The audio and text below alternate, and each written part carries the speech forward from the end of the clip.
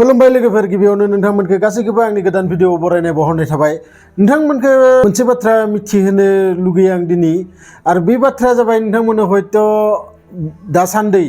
बे निउसखौ नोंथांमोना TV social media जायखिजाया जेरावबो जिकुनु प्लेटफर्माव नोंथांमोना नुगासिनो दोङो जानो हागौ जायखौ सलमान खान आरो लरेन्स बिश्नयनि सानैनिबो नांलायनाय। सलमान खान जायनि मुंखौ जोंनि बुहुमाव रावबो मिथियै गैया आरो सोरबा जुदि मिथिमाराबा बिनि मुंखौ बे मानसिया हयथ' दिनै नङाबा मैयासो जोनोम जानाय आरो नङाबा बिहा कुनु ससियेल मिडिया सिनेमा टिभिफोरजों रिलेसनानो गैया। आरो थिग बिदिनो सासे मानसिनि मुं जायनि मुङा जाबाय लरेन्स बिश्नय। बे सासे 36 बैसोनि मानसि जाय 2014 निफ्रायनो जेल सिङावनो हाबनानै दोङो आरो बै लरेन्सआ सलमान खानखौ बुथारनो हाबासो बयनिख्रुइ माने गोजोननाय मोनगोन आरो बिनि दा थांना थासान्दि बिनि थांखियानो जाबाय बै सलमान खानखौ बुथारनाय। दा मानि थाखाय बेफोरबायदि जाखो, मानो बै लरेन्सआ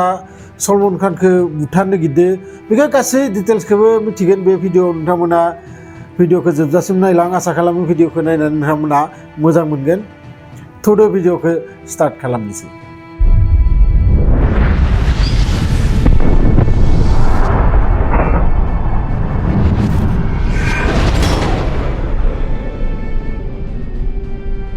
नोंथांमोना गासैबो हम साथ साथ है होननाय सलमान खाननि फिल्मखौ नायदो जानो हागौ आरो जुदि फिल्मखौ नायाखैबा नोंथांमोना नाय, मानोना बे फिल्मा जोबोद मोजां मोनसे पारिबारिक घटना, बियो जाथाय जेराव गासै फेमिलिनि बाथ्राफोरखौ खोन्थियो। आरो बे फिल्मा शुटिं जादोंमोन राजस्थाननि जधपुर होननाय जायगायाव आरो बै जधपुराव खोब गोबां गोसोम मै आरो बै गोसोम मैखो बै जायगानि मोनसे जाथि दंमोन, जाय जाथिनि बिश्नय जाथि होननानै बुङो बिसोरखो। आरो बै बिश्नय जाथिया ओरैबायदि बै मैखो सिबियोमोन, बै मैखो फुजियोमोन। बुंनो बायदिबा बै मैखो इसोर होननानै गनायना लायोमोन बै बिश्नय जाथिया। आरो बै फिल्म शुटिं खालामबाय थानायाव 1999 आव सलमान खानआ बे मैखो मासे गावथारोमोन आरो बे गावथारनायनि थाखाय बेहा केसबो जादोंमोन, लोगोसे जेलबो जानांगौ जादोंमोन। उनाव बेलाव ओंखारबोयो बियो, मानोना बिनि सुबुंफोरखौ हेल्प खालामनाय, सुबुंफोरखौ गोबां चेरिटि खालामनाय, बेफोर खोन्थानो थाखायनो बेखौ निमाहा होनाय जायो। मानोना बेसेबां उन्दै उन्दै गथ'फोरखौ हार्ट अपारेशन, किडनि, बेफोरबायदि गोबां अपारेशन बियो खालामहोदोंमोन गावनि रांजों। आरो बिनि थाखाय सरकारा बेखौ माने साननानै कर्टआव जे इमान मानसिनि बियो जानखौ बासायदों, जिउखौ बासायदों आरो बिखौ बै मै मासे थैनायनि थाखाय इमान गेदेर साजा होनाया मोजां जानाय नङा। नाथाय नोंथांमोना आं खोन्थानि, बै मैखो जायफोरा बै बिश्नय समाजा इसोर होननानै गनायना लायो, जोङो जोंनि बिमा बिफा, सोरनिबा उन्दै गथ'नि बिमा बिफा थैबाथाय मा खालामो, जोङो मोसौनि गाइखेर लाबोनानै बिखौ दौयै दौयै जोङो फेदेरो बिखौ। नाथाय बै मैनि उन्दै फिसा थानाय समाव जुदि बै बिमाया थैलाङोबा, बै मै फिसाखौ बै बिश्नय समाजनि जि हिन्जावफोरा निजेनि आहार दौनानै बै मैखौ फेदेरो होननानै मिथिनो मोनो। अब्ला नोंथांमोना साननानै नाय, बे मैया बिसोरनि थाखाय बेसेबां गेदेर मोनसे सम्पद। आरो जि समाव बे मैखौ गावथारदोंमोन, बै समाव बै लरेन्स बिश्नयआ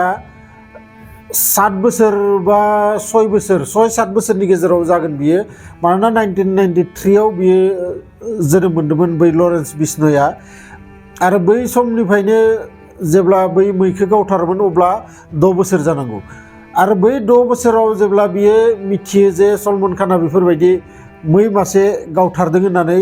बै समनिफ्रायनो बियो खिरा लायो जे सलमान खानखौ आङो सानसे नङा सानसे गावथारगोन होननानै। आरो बिदिनो 2014 आव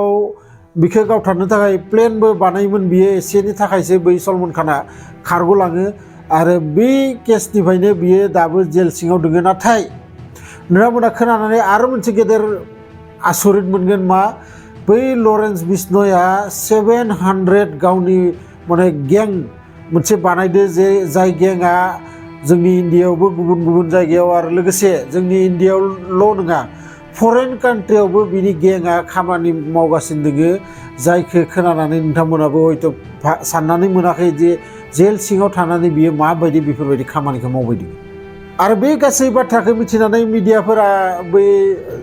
जेलरनाव सोङोमोन जि जेलाव बै लरेन्स बिश्नयआ दङ बै जेलनि जेलरनाव सोङो जे बिनाव मबाइलफोर दङ नामा ना बिनाव माबाफोर बिदि ससियेल मिडिया सालायनो हानाय बा सोरजोंबा रायज्लायनो हानाय माबाफोर बेसाद दङ नामा बिनाव नाथाय जेलरा बुङो बेथ' जेल सिङाव जेबो दावराव दावसि गैया खोब माने थान्दा दिमागनि मानसि रावजोंबो बारा नांलाया सोरबा माबाफोर रायज्लायबा मोजाङै रायज्लायो दिनैसिम बे जेलाव जेबो दावराव दावसि गैया आरो बेफोर सभाबखौ नुनानै सासे मानसिखौ साननोनो हाया जे बे मानसिया इमान गेदेर गेदेर प्लेन खालामनो हागोन साननैसो सिगांसो 15 अक्ट'बर खालि बाबा सिद्दिक होननाय सासे महाराष्ट्रनि एमएलएखौ सानै साथाम बिदिनो गेंस्टार लोगो नांनानै बिखौ गावथारनानै बुथारो लोगो लोगो थैयामोन नाथाय बिखौ हस्पिटालाव लाना थाङो आरो लाना थांनायाव हस्पिटालाव माने डिक्लेयार होयो जे बियो थैबाय होननानै आरो बै बाबा सिद्दिकआ सलमान खाननि खोब मोजां फ्रेन्डमोन खोब मोजां रिलेसनमोन बिसोरनि आरो दा रबि बिश्नयआ बुंदो जेब्लासिम नोंखौ मोना अब्लासिम नोंनि खाथि खालायाव थानाय जेसेबां नोंजों रिलेसनाव दोङो लोगो सोरबा फिल्म प्रडिउसारानो जाथो बा जायखियानो जाथो बेखौनो जोङो फोजोबस्रांहोलांगोन गतिके नायनानै नाय नोंथांमोना इमान खरर थाखा दोननानै सासे स्टारडम सासे सुपारस्टार जोंनि भारतनि बै मानसिया दिनै गिस्रोम न' खनायाव जना थानो गोनां जादों गिनानै बियो सलमान खाना दिनै बाहेरायाव ओंखारा जालांदों मानोना नोंथांमोना मिथिगौ थाखा फैसाखौ गोबां खामायनो हागोन जुदि नोंथांनि जिउआ थांनानै थायोबा आरो जुदि जिउआनो गैयाबा अब्ला थाखा फैसा जि खामायदोंमोन बेथ' थांबायानो आरो नोंथांनि माने जोबथा हां बेबो नोंथांना गोमालांगोन बे बुहुमखौ नुनायनि नोंथांनाव जि एनार्जि दोङो जि मेगन थाइनायजों नोंथांमोना दा नायबाय दोङो बे बुहुमाव मा जादों जायाखै बेफोरखौ जेबोखौनो नुनो मोननाय नंला बेनि थाखायनो सलमान खाना खोब सिरियास जानानै बे बुंनाय बाथ्राखौ बियो गनायनानै लादो आरो खोब सेफटियै बियो दा सालायगासिनो दोङो इमान सिकिउरिटि थाबाबो सोरबा जुदि नोंथांखौ सिद्दाय बुङोबाथाय जे नोंखौ आङो सानसे नङा सानसे बुथारथारगोन अब्ला नोंथाङाबो गिनानै नोंथांनि आथिं आखाइ बुख्रांजोबगोन मानोना नोंथांनाव थाखा फैसानि अभाब गैया नोंथाङा जेरावखि थांनो हागोन जेखौ इस्सा बेखौनो नोंथाङा बायनानै लानो हागोन अब्ला नोंथाङा मानो थैनो लुगैगोन दा नेचारेल डेथ जाबा हमना ला हार्ट एटाक जानानै थैबाय बा माबा मोनसे बिदि बेराम जानानै थैबाय बे बेलेग खोथा नाथाय थैनो जायियावनो सोरबा जुदि नोंथांखौ गावथारनानै बुथारोबा बे मोनसे जिउनि गोबां आसा थालांगोन उनाव माबाफोर खामानि मावनो दंमोन बा माबाफोर बेहा लुगैबावनाय जुदि गोसोआव दंमोनबा बेफोरो गासैबो थालांजोबगोन बेनि थाखायनो रावबो बिदि थैनो लुगैया आरो दिनै रबि बिश्नयआ जा खामानिखौ मावदों बे खामानिखौ गोबां जोंनि इन्डियानि जि जौगाबोनाय सेंग्रा सिख्लाफोरा बिथांखौ सापर्ट खालामदो आरो बै रबि बिश्नयनि जि फेन फलोयिंआबो जोबोद इनक्रिज जादों बै बाबा सिद्दिकखौ बुथारनायनि उनाव आरो लोगोसे बे इन्डियायावल' नङा गोबां जोंनि जि US आवबो सोरखौबा बेनि गेंनि मानसियानो सोरबा बुथारदो होननानै बै आमेरिका सरकारा इन्डियानि सरकारनो कमप्लेन होदो आरो गुबुन गुबुन हादोरनि प्राइम मिनिस्टारफोरा बिदिनो सरकारफोरा कमप्लेन होदो जोंनि इन्डियायाव जे बिनि गेंनि सुबुङा जोंनि बिराद गेदेर गेदेर मानसिफोरखौ बुथारहोलांगासिनो दोङो गतिके बिखौ माखारैनो माबाफोर सास्ति होनानै बिनि जि गें बे गेंखौ फोजोबस्रांनांगौ नाथाय बिनि दिमागाबो खम नङा माबोरै बियो सलायबाय दङ दिनैसिम पुलिसाबो हमना मोनाखै बिनि 700 एक्टिभ पिपुल्स बिनि गेंआव दाबो दं होननानै जोङो मिथिनो मोनो नोंथांमोना मुसेवाला होननाय सासे सिंगार साननैसो सिगां साननैसो माने एसे बावबाय बियो 2022 आव पान्जाबनि दोंसे मेथाइ बिखे एलबाम बिथाङा दिहुनदोंमोन रिलिज खालामदोंमोन आरो बै एलबामाव माबाफोर बै बिष्णय समाजखौ लानानै एसे गाज्रि बुंनाय बायदि बे मेथाइआव दंमोन होननानै मिथिनो मोनो आरो नोंथांमोनाबो बिनि मेथाइखौ खोनासंबासो नोंथांमोनाबो मिथिगोन मानोना आं बिनि मेथाइखौ खोनासङाखै नाथाय निउसाव बुंनाय बायदि बे मुसेवालाखौबो बै लरेन्सआनो मानसि लगायनानै बुथारदो होननानै बिजों कानेक्सन दङ होननानै मिथिनो मोनो गतिके दुश्मन फालिनायाथ' मोजां बाथ्रा जुदि खुगाजों खुगा दुश्मनबाथाय जेबो खोथा गैया नाथाय बेफोरबायदि दुश्मनबो जिबनाव बानायना लानाङा जाय दुश्मना नोंथांनि जिउखौनो लांनो थाखाय फाग्ला बायदि बिनि गोसोआव बे मोनसेल' बाथ्रा सानबाय थायो आरो दा गोदानै मोनसे निउस भाइरेल जाबावबाय दङ जुदि नोङो जिउखौ बासायनो गिदोंबा 5 crore रां बे रबि बिष्णयनो होनांगोन होननानै बिथांनि जि गेंनि टीमफोरा सलमन खाननो हराखै बे मेसेजखौ पुलिसनोसो हरदो अब्ला साननानै नाय बेसां गेदेर गें बिसोरो जेबो गैया थैनाय थांनायखौ जेमान सिकिउरिटि लाबाबो जि खालि चान्स मोनगोन इखालिनो बै सलमन खानखौ बुथारनो थाखाय बिसोरो थागथियारि जाना दोनखायो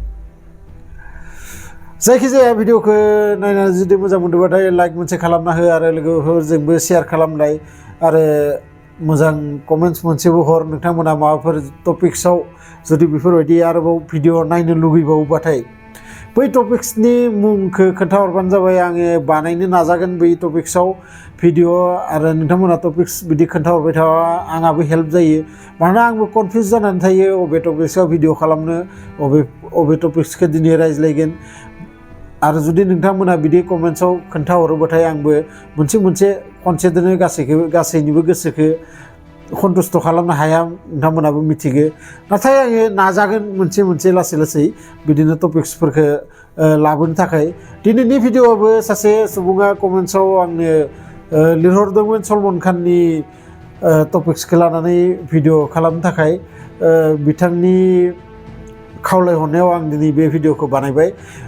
जायखिजाया लोगो मोनगोन बिदिनो मोनसे इन्टारेस्टिं भिडिअ लानानै नेक्स्ट भिडिअआव गोजोन्थों।